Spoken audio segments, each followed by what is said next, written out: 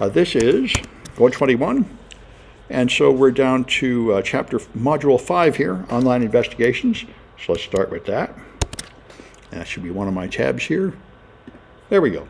All right, so an undercover investigation is where you sneak into some kind of group in a false identity. This usually do it online. I know a guy that infiltrates crime gangs and has dozens of online identities. Brian Krebs does this all the time. He's a self-taught investigative journalist, and he taught himself Russian so he can pass for a Russian, and he infiltrates Russian crime groups and exposes who they are and finds out who's committing all the crimes.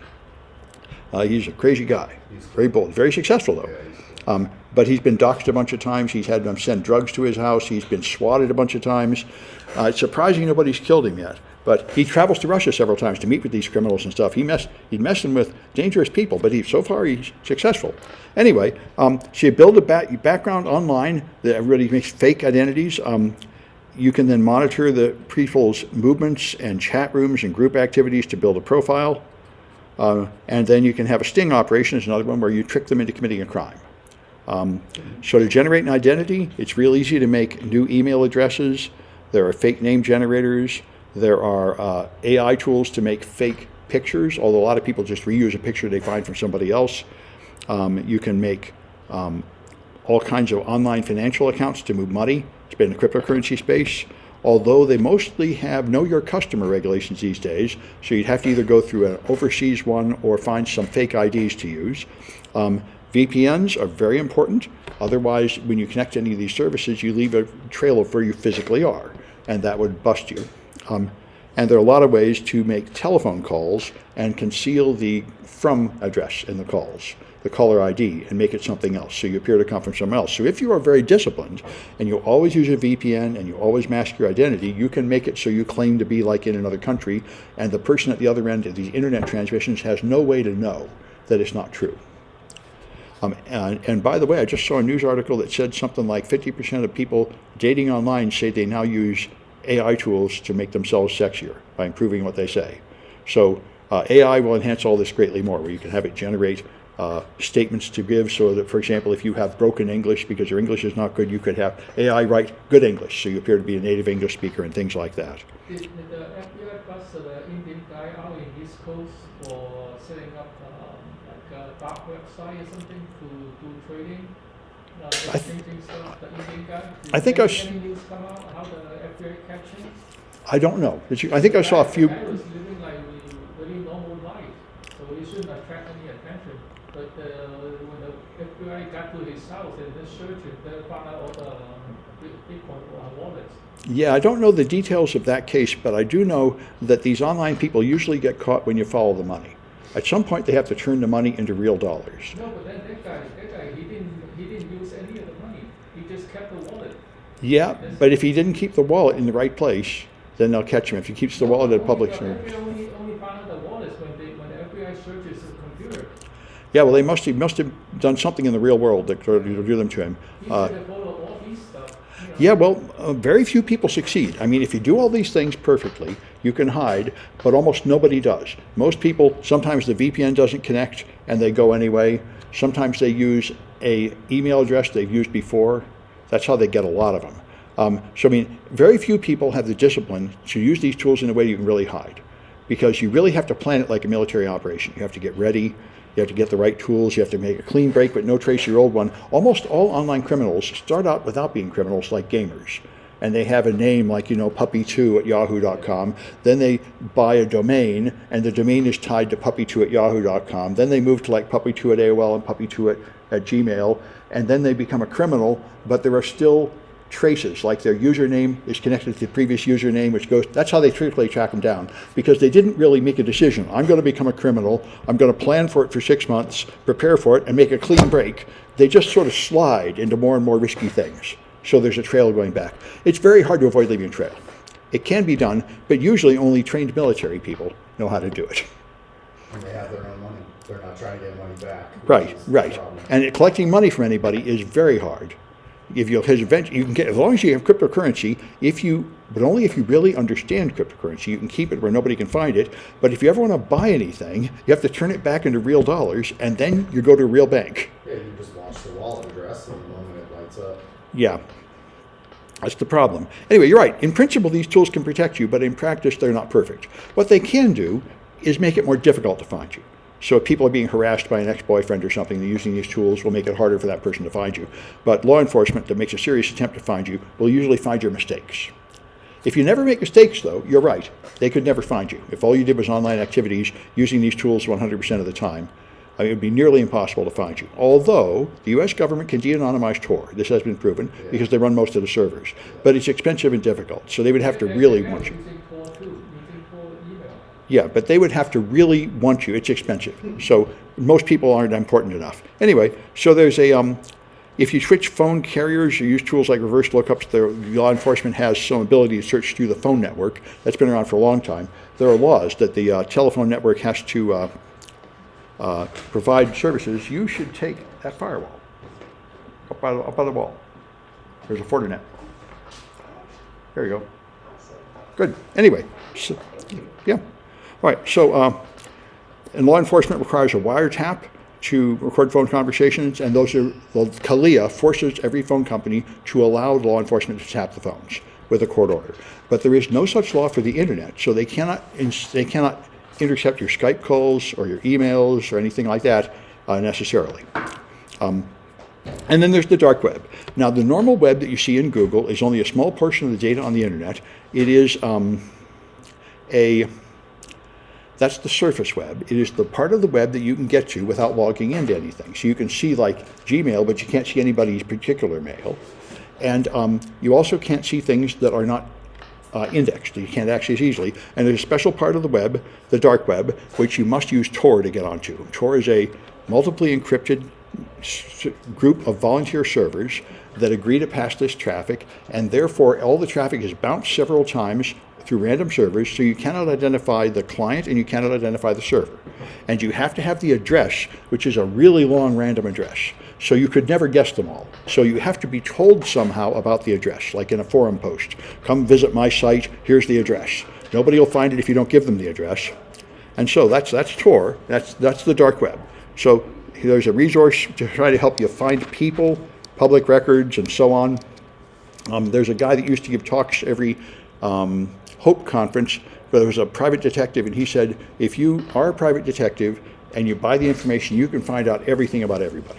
All your homes, all your credit card numbers, all your social security, all your bank records, just everything is available if you detectives and people who know how to buy it from the system. And now that we have data brokers, everything personal about you is available to anybody that wants to buy it for advertising purposes. And that will be your physical location mapping you.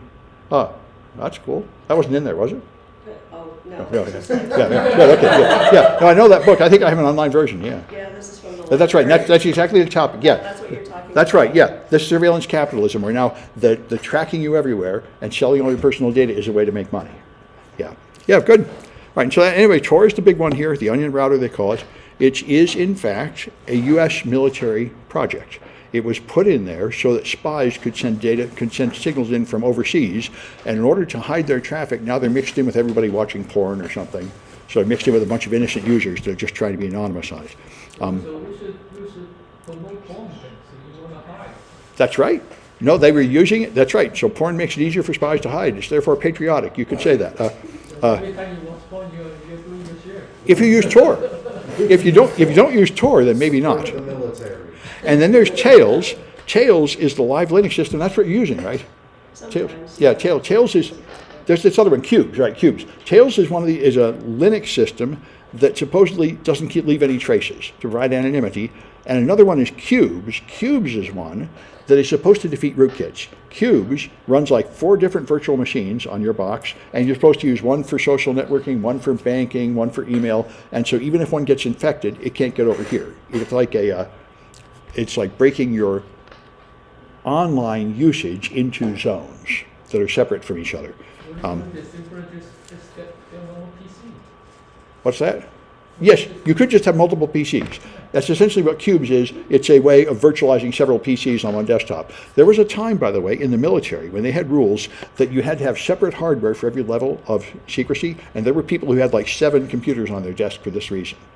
And the U.S. military also moved to virtualization to solve this, where you have 7 virtual machines in one box to make it less unwieldy. But it's more secure to just have an air gap, a physical gap between all the levels of security. So there's another one, the Invisible Internet Project and Freenet or other ways to store data. There's also the Interplanetary File Storage System, which stores your data on other people's browsers.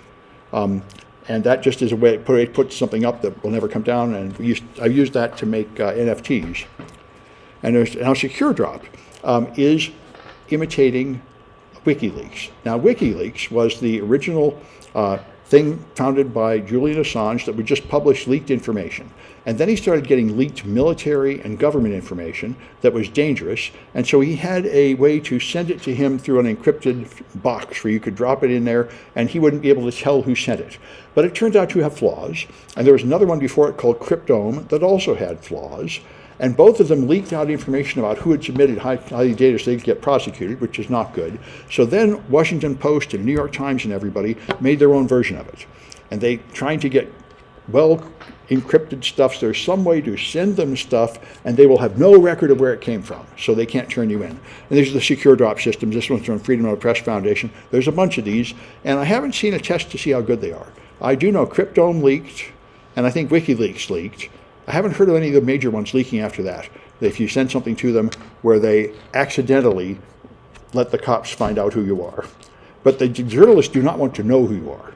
They want to say it's an anonymous source and I can't turn them in, and even if you lock me in prison, I can't tell you. That would be best for them if they really don't know who you are. But then that's another cryptographic issue. How do you receive email without having any record where it came from? Well, use Tor or something. There are ways to do it. And let me check for online comments.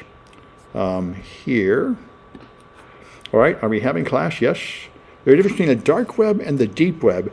I think the dark web is the Tor network, which is sort of sinister. I think the deep web is just the web that you can't see, but I'm not really sure. In practice, they're pretty simple. All right, you access Canvas from my homepage. You start the class at samsclass.info. And you'll find a page for the class there and a link to the Canvas we're using there. We're not using the standard City College Canvas. Here, deep is where bank and businesses handle transactions. Yeah, dark is the scary place. Yeah, that's what I thought. Should we use VPN and VM to use Tor? I don't think so. Tor itself is not intrinsically dangerous. However, whatever you're going to on Tor probably is. I mean, Tor itself is just a proxy service on your machine. The problem is, why are you using Tor? You're probably using Tor to go to someplace horrible. I mean, wherever you're going is trying to hide where they are. So it's probably illegal or full of malware or something. It might just be a privacy enthusiast, but usually, if you have to hide where you are, you're doing something bad. And therefore, you might be better to be in like a virtual machine. Tor kind of replaces the VPN. It's not necessarily as good as VPN, but that would be a thing. You're into the Canvas already. Good. All right. Is there a way to download exterior FTK without providing required information? You're probably talking about FTK Imager. I'm not sure, but you can probably put up fake information if they're asking you for like an email. The way to if they ask for an email, use mailinator.com. It's a free email. And Xtero, I don't know what Xtero FTK is, but maybe you can show me later. All right. Anyway. All right, let's go back to the slides if I can find them, or not slides, but the lecture. All right, a little bit more. So anyway, then there's dark web marketplaces, and this is the main reason people went to the dark web. This was one of the first. Bitcoin was around for about 4 years and at a price of 0. It was just a mathematical curiosity, a way to make money on the internet. But then it went up from basically 0 to $300 when Silk Road came out. Now you had a reason to have Bitcoin. You could go on Silk Road and you could buy guns, drugs, any illegal thing at all, and there was a market for that, and you needed to have Bitcoin to buy stuff there, so Bitcoin gained value for this reason. It was able to do something. So Silk Road ran this for a while, and then they caught it and shut it down. Now you might wonder how you catch somebody behind Tor.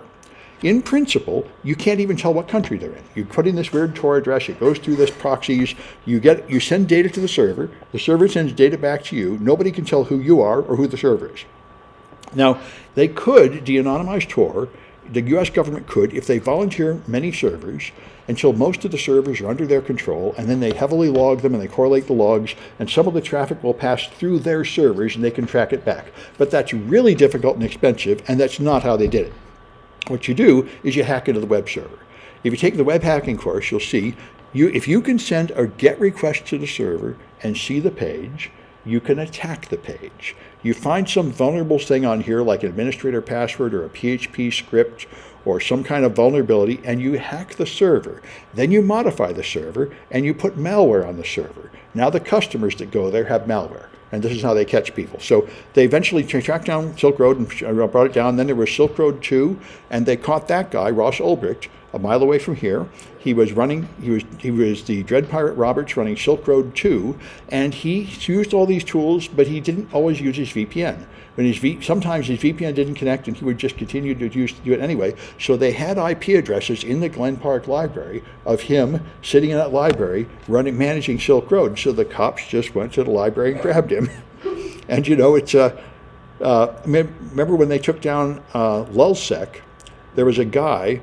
They had bragged about their incredible security, and there was a guy who they had similar kind of clues led to his house. They went to his house, and he just had a hard drive unencrypted with all the chat logs and everything.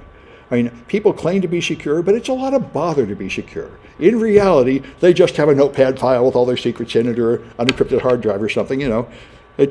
And Playpen was a famous one. This was one of the kiddie porn sites, which has really been one of the top law enforcement priorities for decades at the FBI. And so again, they had people generating child pornography, and this one's where they hacked into the server. They put a message on the server saying you needed to update to the next version of Firefox. They had people download a malicious version of Firefox, which when they download would just send a message directly to the cops. Here I am, come and get me. That's how you do it. And they made quite a case, 350 arrests from that.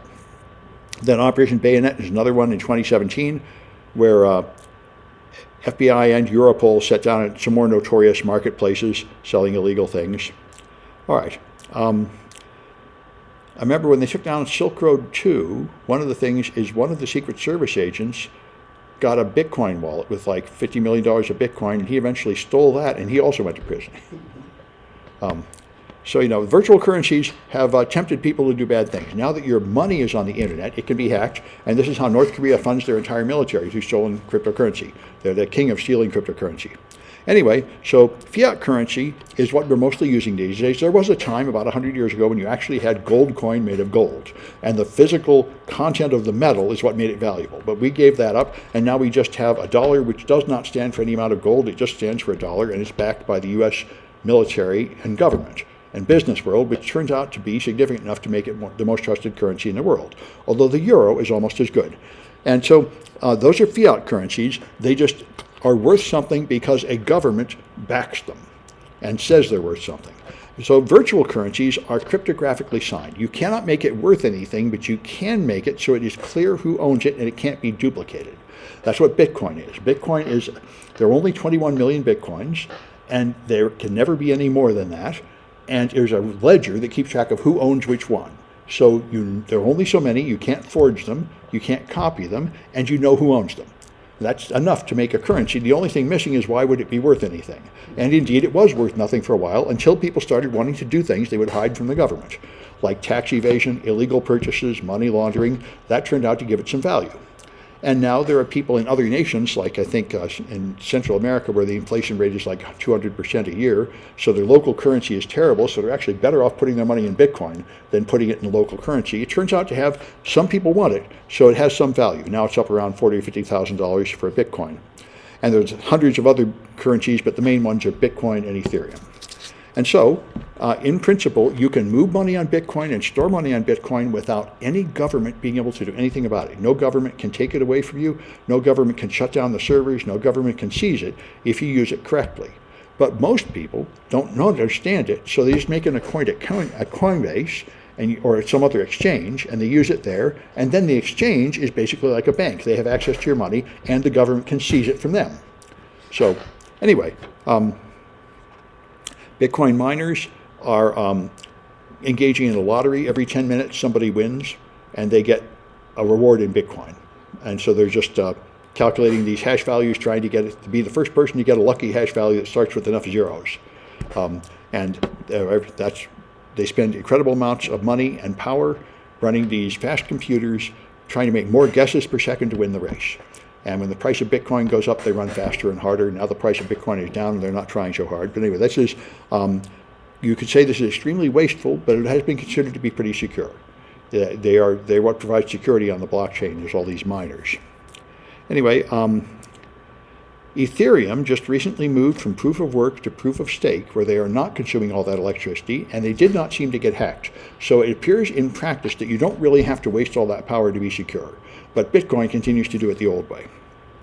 All right, and then there's peer-to-peer services, Venmo and Vicemo, ways to move small amounts of money among your friends, like split a restaurant check and such. And again, all that rec stuff is stored in the cloud, and they can just send a subpoena to that and get the data for law enforcement purposes. And that's what happened to Matt Gaetz. Matt Gaetz, the Florida congressman, was paying underage women to have sex and using Venmo to do it. And they found the evidence. They appear to have given up prosecuting him. I guess there's a problem with the evidence and stuff, but I mean, it was pretty clear that he did it from the Venmo transactions. Anyway, let's see. And it's in my project is X0. Well, I'll have to figure out what that's about. American Kingpin, yep. Get about Silk Road, good. All right. All right. See if I can find this. Anyway, so in your website evidence, if you want to learn about websites change all the time. Historical DNS records are quite useful to track down what's been going on a server, and the Wayback Machine archives snapshots of websites, although they don't copy the whole website, usually just the front page. And there are other places that keep statistics, so you can figure out how many people are visiting a website and how popular it is, and that's mainly used by people that want to figure out how much they should pay for ads and how much money that business might be worth if they want to buy the business. And you can do background searches, like I say. There are online repositories of personal information about people that you can get, giving their home, their possessions, their previous addresses. And there's a lot of instant messenger services like Slack out there and Skype, and a lot of social media, of course. And you can search using a lot of tools out there to look for metadata within documents. If you save a Word document or a photograph on a cell phone, it stores a bunch of extra information like the owner. And you can search through metadata with some tools. All right. And there are some law enforcement access systems. The National Counterterrorism Center and Crime Information Center and so on. These are online services that law enforcement can use to track down information about people.